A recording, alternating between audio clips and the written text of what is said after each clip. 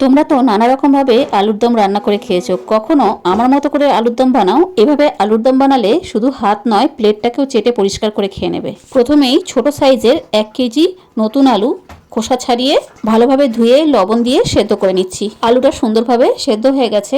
এখন কড়াইয়ে সাদা তেল দিয়েছি।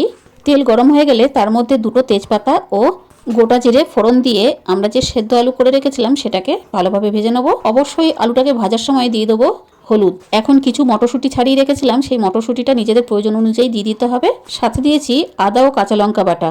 এই আলুর দমটা রুটি, লুচি, পরোটা কিংবা নান কিংবা পোলাও যে কোনো জিনিসের সাথে অপূর্ব লাগে। আদা বাটা দেওয়ার পর কিছুক্ষণ কষিয়ে নিচ্ছি। যেহেতু এর মধ্যে পেঁয়াজ কিংবা রসুন নেই, সেই কারণে খুব বেশি কষাতে হবে না। এখন একটা সুন্দর কালারের জন্য দিয়ে দেবো লঙ্কা গুঁড়ো কিংবা কাশ্মীরি লঙ্কা গুঁড়ো। আমি এখানে ঝাল লঙ্কা গুঁড়োটাই ব্যবহার করেছি। দেবো স্বাদ অনুসারে লবণ, 1 চামচ ভর্তি করে চিনি আর আলুর দমের মশলা। ঠিক এই সময় চিনিটা দেওয়ার ফলে কালারটা খুবই সুন্দর আসবে। সমস্ত মশলাগুলো একসাথে কিছুক্ষণ কষিয়ে নেওয়ার পর এর মধ্যে আমরা দিয়ে দেবো টমেটো পেস্ট। যেহেতু ঝালের পরিমাণটা এখানে কম আছে, তার জন্য আরও 2টো কাঁচা লঙ্কা টমেটোর সাথে পেস্ট করে দিয়েছি। এখানে টমেটো পেস্ট দেওয়ার ফলে গ্রেভিটা খুবই টেস্টি হবে আর আলুর দমের রঙটাও খুব সুন্দর আসবে। এখন দিয়ে দিলাম 4 চামচ ভর্তি করে ফেটানো টক দই। এটা অনেকটা কাশ্মীরি আলুর দমের মতো তৈরি করা হয়েছে।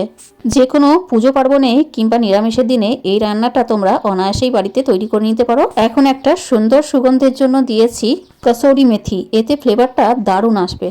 আর যেহেতু আমি আলুটা আগের থেকে সেদ্ধ করে রেখেছিলাম, সেই কারণে খুব বেশি সময় লাগে না এটা বানাতে।